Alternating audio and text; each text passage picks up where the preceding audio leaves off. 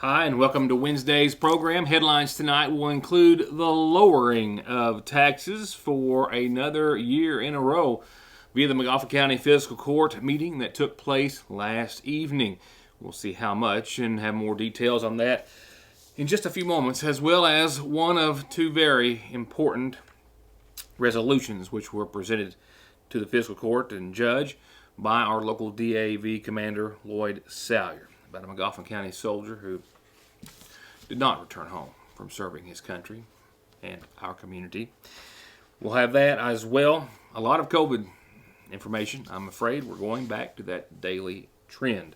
I've got numbers from today, yesterday, and a few other things, Delta, to discuss with you this evening, and a forecast which still looks pretty nice, pretty warm, getting a little more humid all the time as well. And it all starts right after a quick word or two. Summer is definitely in full swing at the seasonal shop, where it is filled with new arrivals in home decor, women's clothing, Ridge and Holler, and more. They've given their home decor a fresh look, and they have new displays literally wall to wall, from farmhouse to traditional, equestrian, and more. And Oat Shore neoprene bags are the latest craze in women's accessories, and they've got dozens of colors and styles available right now, and new ones coming in daily. And lily planters have arrived just in time for school or work. And don't leave the guys out. Ridge and Holler shirts, yes, that's a McGoffin County Cadillac cap, and hats are a huge seller at the seasonal shop. Designs so unique and so special for our area. Designs you can only get at the seasonal shop, where they still have delivery, baby and wedding registry, curbside service, and more. Just click on ConleyTire.net and you can shop for tires. Find out more about services, brands, wheels, rims, their free coffee, free Wi-Fi, and free local shuttle service. And of course, the latest and greatest current offers and specials, like how right now you can get up to $150 back on a set of Goodyears. That's ConleyTire.net, or you can always stop by in Staffordsville or give them a call at 297-2424. Let's start off on a COVID note this evening. Cases of COVID-19, mostly the Delta variant, tripled. They have tripled across the nation in just the past 2 weeks. If you take a look at just the 7-day average for new cases over the past 14 days, there are more than 37,000 as of yesterday, up from 13,000 on July the 6th. That's according to data compiled by Johns Hopkins University, where they and other health officials are blaming, of course, the Delta variant and, as well, very much slowing vaccination rates.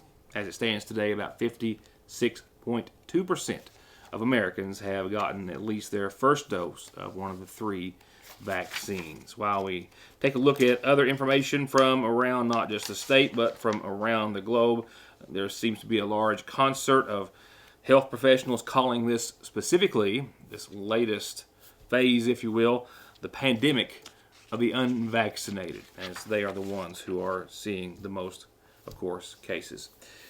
The University of Kansas, the health system there, turning away patients right now, as many as a half a dozen a day, because their hospitals are full. They can no longer take any more. Missouri health officials, they have reported their highest increase in infections since the middle of January. 3,000, I think it was, yesterday for that state. Also in Springfield, there was at least one hospital getting ready to open its third COVID-19 unit, as the Delta variant is just tearing through the unvaccinated population in Missouri as well. Here in Kentucky, yesterday, the state reported 1,054 new cases of COVID-19, a positivity rating up to 5.71%.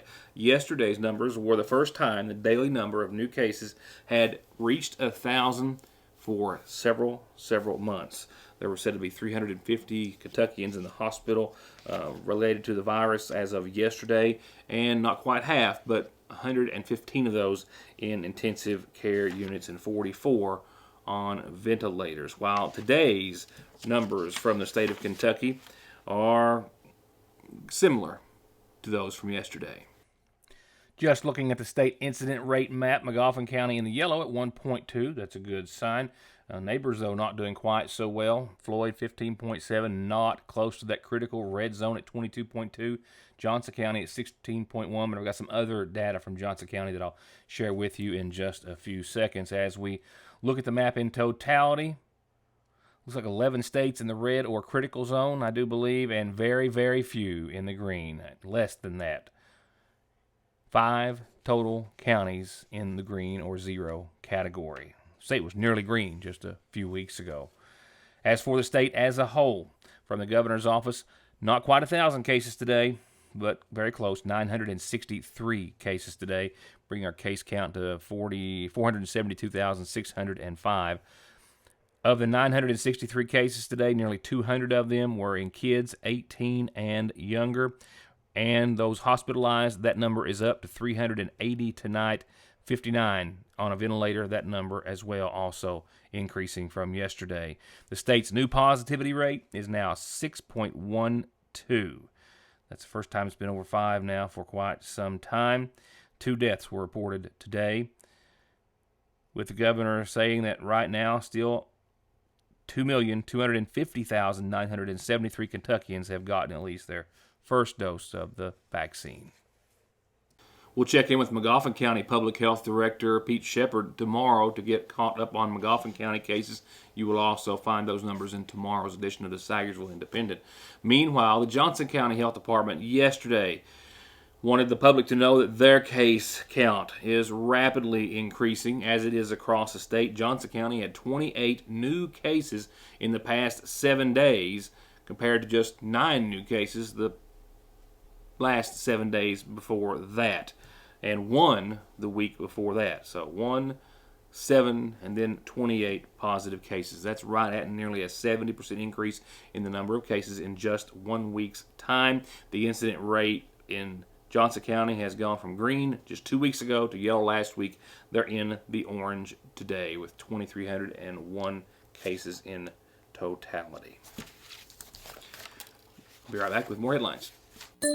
Appalachian Wireless is proud to offer the Emergency Broadband Benefit Discount. This federal program can reduce the cost of our 25 gig unlimited plan by up to $50 a month. If someone in your household qualifies for certain government benefit programs or experienced substantial loss in income in the last year, you may be eligible. Only 1 discount per household, and it's only available until allotted funds run out. For more details, go to AppalachianWireless.com/EBB. We are you. We are Appalachian Wireless. Unlimited data speeds will be slowed to 512 kilobytes after 25 gig per line.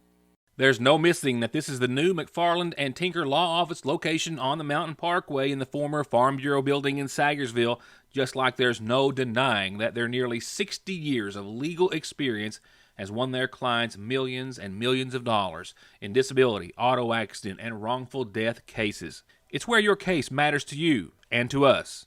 McFarland and Tinker, also Griffey approved.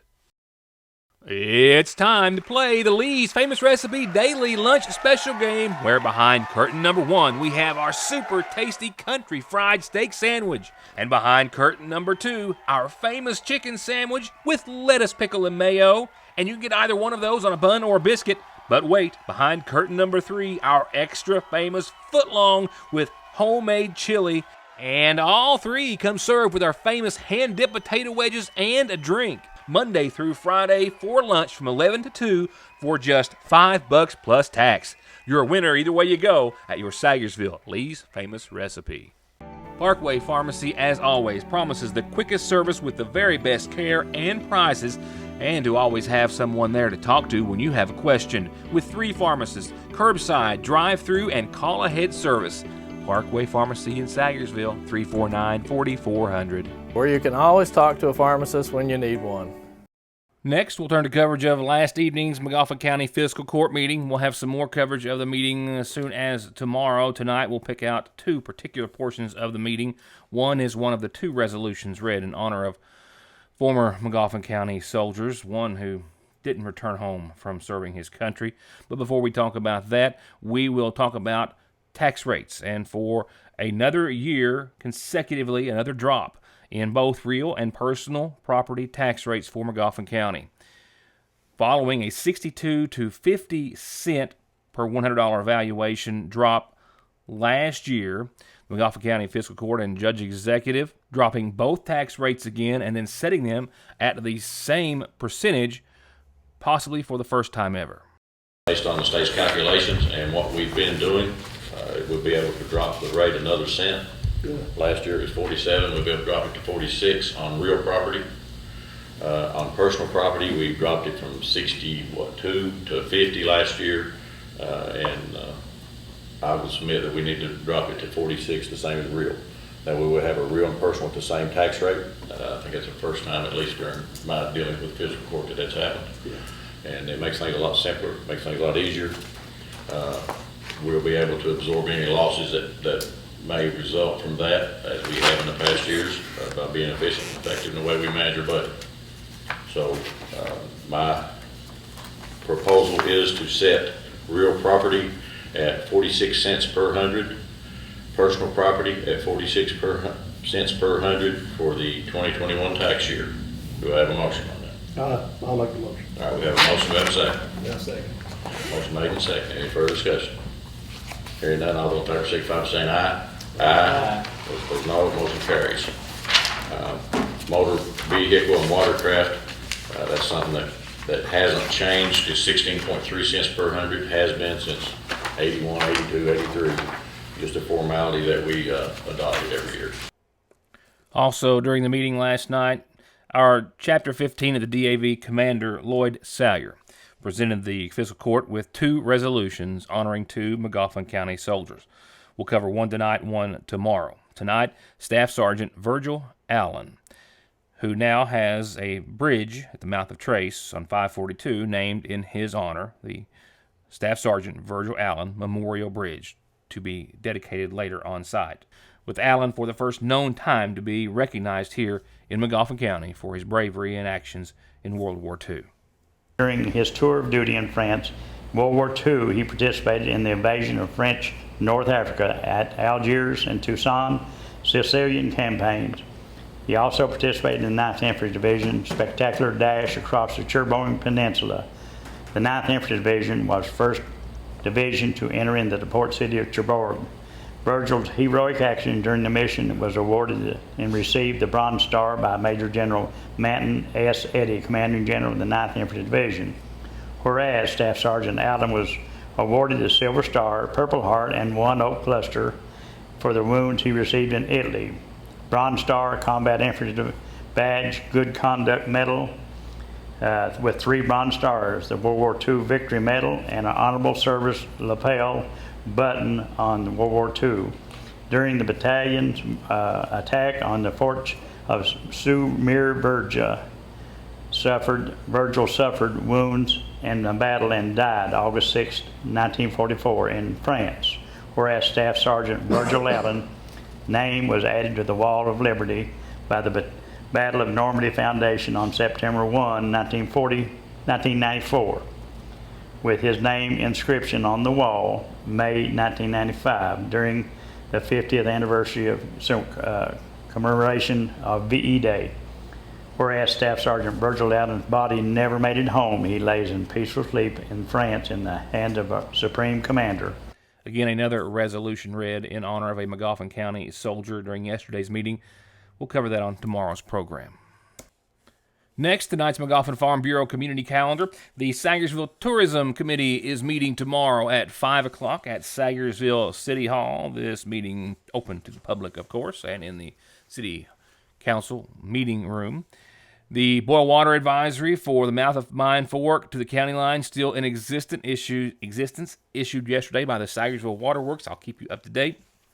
Let you know when that situation changes, so you still need to boil your drinking or cooking water for 3 minutes if you live in that specific area. And a big time to be had for all of our Special Olympics athletes and future athletes, a big pool party. Of course, it's all free. Anything and everything's free with Special Olympics here in McGoffin County. And this Sunday from 6 to 8 at the Ramey Pool, they're having a major pool party for all current athletes. And if you would like to sign up to be a future athlete and you're anywhere from 8 to 108 years old, well, it's a great time to come and do so and enjoy yourself at the party as well. Sunday, 6 to 8.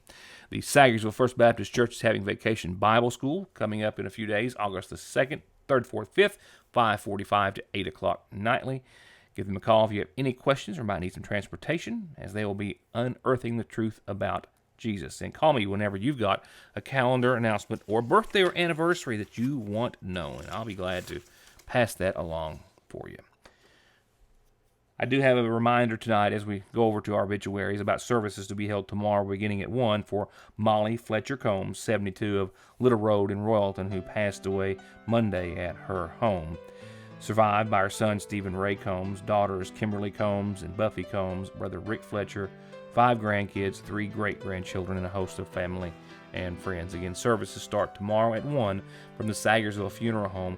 Visitation began this evening at 5 o'clock.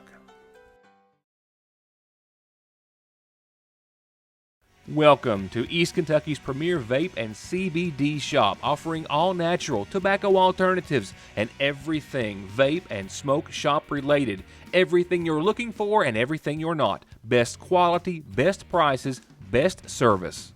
Come to Appalachian Smoke Shop for all your tobacco alternatives and accessories, as well as products like CBD, kratom, and legal THC that people are telling us they're using to treat pain, anxiety, depression, difficulty sleeping, and lack of energy, as well as just for overall wellness.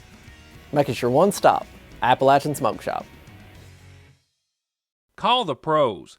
All Pro Gutter Works specializes in seamless gutters, vinyl siding, metal roofing, replacement doors and windows, remodeling or adding on to your home with free and fair estimates backed by decades of happy and return customers with guaranteed satisfaction and 18 months 0% financing. All Pro Gutter Works. 349-9999. It's back. Boy, oh boy, is it back. The 17th annual McGoffin County Community Day is set for Saturday, August the 21st, 10 a.m. in the Ramey Park in Sagersville, where a $10 ticket gets you in to see music all day. From Rhonda Vincent and the Rage, Ralph Stanley II and the Clinch Mountain Boys, Hammertown, Lenny Centers and Centerline, Caleb Doherty Band, Black Powder Express, True Gospel Echoes, the Project Echo Kids, and more. And that $10 ticket also gets you entered to win a car. All the food, fun, games, and prizes you've come to love at the 17th annual McGoffin County Community Day. Remember, $10 gets you in and a chance to win, and kids 12 and under get in free.